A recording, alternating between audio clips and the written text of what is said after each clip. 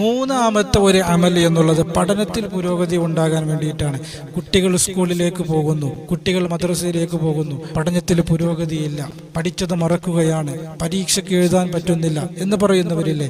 അതുപോലെ അടുത്ത വർഷത്തെ SSLCക്ക് വേണ്ടി ഒരുങ്ങുന്ന വിദ്യാർത്ഥികൾ, +2 വേണ്ടി ഒരുങ്ങുന്ന വിദ്യാർത്ഥികൾ, എൻട്രൻസ് എഴുതുന്ന വിദ്യാർത്ഥികൾ, നീറ്റിന് വേണ്ടി പരിശ്രമിക്കുന്ന വിദ്യാർത്ഥികൾ, അവർക്കൊക്കെ ഉപകാരപ്പെടുന്ന ഒരു അമലാണ് പഠനത്തിൽ പുരോഗതി ഉണ്ടാകാൻ വേണ്ടിയിട്ട് റസാഖ് എന്നുള്ള ഇസ്മിനെ ധാരാളം അധികരിപ്പിക്കുക എന്നുള്ളതാണ്.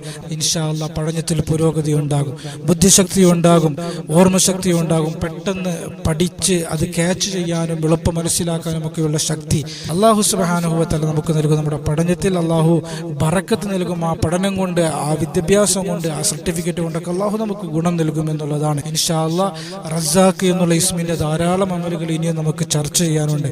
വളരെ പ്രധാനപ്പെട്ട 3 അമലുകളാണ് നമ്മൾ ചർച്ച ചെയ്തത്.